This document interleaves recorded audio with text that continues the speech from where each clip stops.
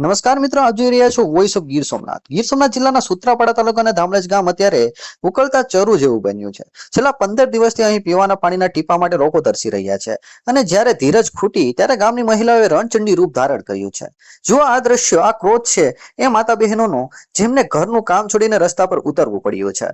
ધામળજ ગામમાં છેલ્લા 2 અઠવાડિયાથી પાણીનો પુરવઠો ખોરવાઈ ગયો છે. તંત્રની લાપરવાહીને કારણે મહિલાઓને ભારે હાલાકીનો સામનો કરવો પડી રહ્યો છે. ગામની મહિલાઓનો આક્ષેપ છે કે અનેક રજૂઆત છતાં તંત્રના પેટનું પાણી હલતું નથી. શું તંત્ર કોઈ મોટી હોનારતની રાહ જોઈ રહ્યું છે કે પછી ધામળજની જનતાને આમ જ તરસ્યા રાખવામાં આવશે? હવે જોવાનું એ રહેશે કે આ ઉગ્ર વિરોધ બાદ તંત્ર જાગે છે કે કેમ, કે પછી ધામળજની બહેનો હજુ પણ પાણી માટે વલખા મારવા પડશે. બહુ જ પ્રોબ્લેમ છે અમારા ગામમાં.